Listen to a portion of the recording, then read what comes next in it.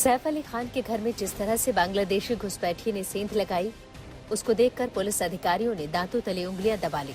आज सुबह जब आरोपी शरीफुल को सैफ अली खान के फ्लैट पर लाकर सीन रिक्रिएट कराया गया, तो शरीफुल ने बताया कि वो इस सदगुरु शरण बिल्डिंग की बाहरी दीवारों को लांघकर सीढ़ियों से चढ़कर ऊपर तक पहुंचा।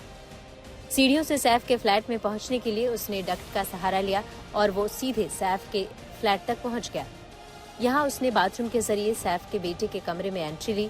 आरोपी ने इस बात का भी खुलासा किया है कि वो सैफ के घर में घुसने के पहले एक रात पहले भी फ्लैट की रेकी कर चुका था। 15 जनवरी के दिन वो सदगुरु शरण बिल्डिंग के पास आया था। उसने रेकी की थी और उसने देखा कि 2 गार्ड हैं, पर वो कोई खास ध्यान नहीं दे रहे हैं। 10वीं मंजिल तक सीढ़ियों से जाया जा सकता है। 16 जनवरी की रात भी वो वैसे ही बिल्डिंग से सीढ़ियों से 10वीं मंजिल तक गया और उसके बाद डक पाइप से 11वीं मंजिल पर सैफ अली खान के घर में जो उनके बेटे का कमरा है उसके बाथरूम में उसने एंटर किया और उस तरीके से उसने घर में एंटर किया था। यहाँ पर आरोपी की सैफ से झड़प होती है, जिसमें वो सैफ को चाकू मार देता है, लेकिन उसे यहाँ पर सैफ और उसका स्टाफ पकड़ लेता है और एक कमरे में बंद कर देता है, लेकिन वो वहाँ से उसी डक्ट और सीढ़ियों से होता हुआ फरार हो जाता है।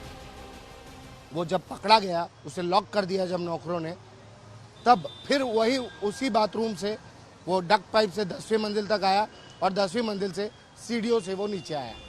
आरोपी के खुलासे के बाद अब उस डक्ट को जाली से बंद किया जा रहा है।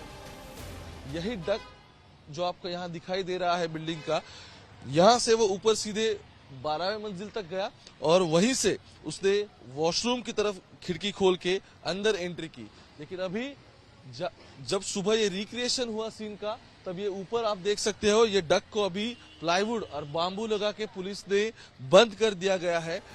पुलिस ने वारदात वाली जगह से कई फिंगरप्रिंट इकट्ठा किए हैं और इसको आरोपी के फिंगरप्रिंट से मिलाया जा रहा है।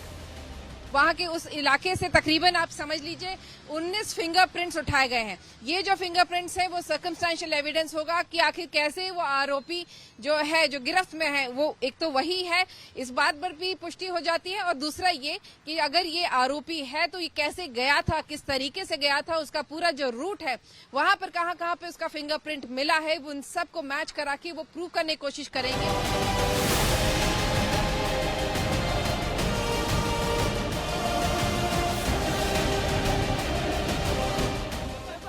इधर 5 दिन के बाद सैफ अली खान को अस्पताल से छुट्टी मिल गई है।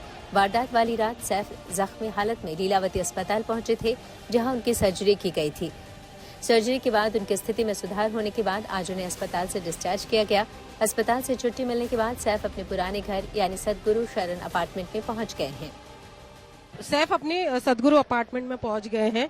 जैसे ही वो हॉस्पिटल से निकले, हमारी उनकी गाड़ी जो है, जो मेन गेट से, जो फ्रंट गेट है उनका, वहां से एंट्री ले चुके हैं। अभी पहुंच गए हैं वो अपने घर, और जैसे कि डॉक्टर ने उन्हें कहा है कि बेड रेस्ट कम्प्लीटली लेना है, तो यहाँ पर शायद वो बेड रेस्ट लेंगे। ऐसे भी कहा जा रहा है कि शायद वो 1-2 दिन यहाँ रहेंगे और फिर कोई उनकी जो दूसरी फ्लैट है फॉर्च्यून हाइट्स, वहाँ जाएंगे। सैफ अली खान से पुलिस जल्द ही पूरी वारदात को लेकर बयान दर्ज करेगी, जिससे इस घटना का पूरा सच सामने आ सके। मुंबई से दिव्येश सिंह, ओमकार वाबले और विद्या के साथ अनीता ब्रिटो की रिपोर्ट, गुड न्यूज टुडे।